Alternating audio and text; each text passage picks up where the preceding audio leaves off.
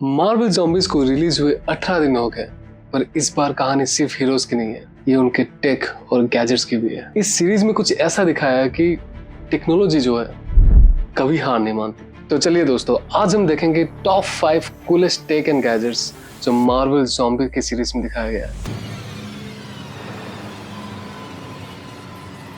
Number 1, magic bangle of Kamala Khan. ये वही नूर bangle है जो कमाला ने मिस मार्वल में पहनी थी। हमने आज तक देखा है कि इस कॉस्मिक एनर्जी को वो कन्वर्ट करके एक हार्ड लाइक स्ट्रक्चर बनाती है, जिससे वो प्लेटफॉर्म्स या फिर शील्ड या फिर एनर्जी ब्लास्ट बना सकती है। हम आज तक गेस करते आए हैं कि ये कोई क्री टेक्नोलॉजी हो सकती है या फिर ये कनेक्टेड है 10 रिंग्स के साथ। और सबसे इम्पोर्टेंट कि इसका सेकंड बैंगल कहाँ है। क्या पता जब एमसीयू के फ्यूचर में दोनों बैंगल्स अगर मिले तो शायद वो कोई नया मल्टीवर्स का गेट ओपन कर ले।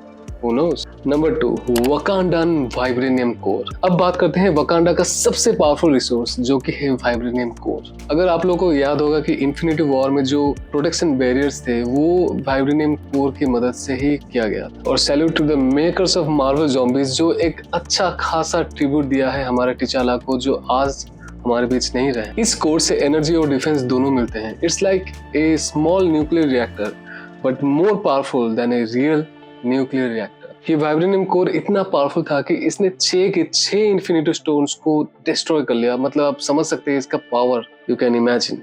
नंबर 3, फ्राइडे, जो हमारे लेजेंडरी टोनी भैया का आर्टिफिशियल इंटेलिजेंस है। स्टार की फ्राइडे हमेशा से अनसीन हीरो रही है।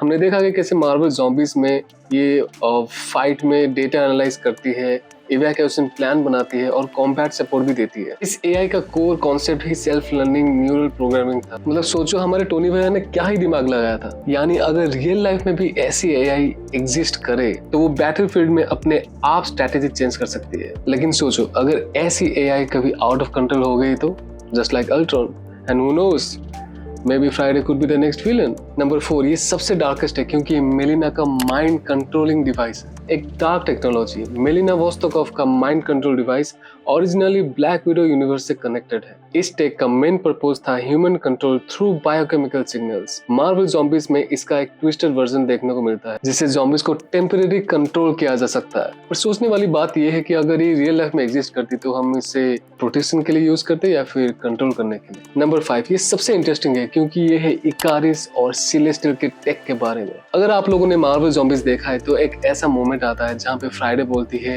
Negative. The being is inorganic and heavily damaged. यानी इकारिस का बॉडी एक ह्यूमन बॉडी नहीं है, ये एक एडवांस्ड सिंथेटिक ऑर्गेनिज्म है।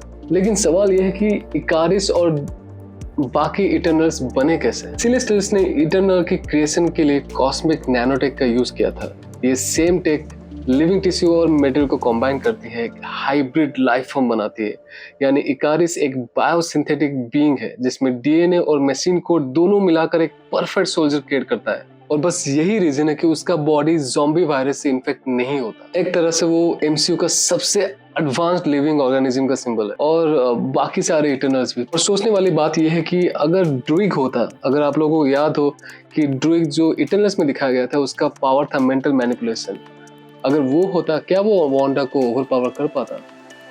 Who knows, maybe in the next season। और मेरे मन में 2 ऐसे सवाल है जो शायद ही एमसीयू अभी जवाब नहीं देना चाहता। पहला कि कमाला का दूसरा बैंगल एक्चुअली है कहाँ, और दूसरा सवाल, ज़ोला, जार्विस, अल्ट्रॉन और फ्राइडे के बाद क्या कोई नेक्स्ट जेन एआई को इंट्रोड्यूस किया जाएगा एमसीयू में? और अगर किया गया तो क्या वो एक थ्रेट बनेगा या फिर विजन जैसा कोई नया सुपर हीरो को इंट्रोड्यूस किया जाएगा?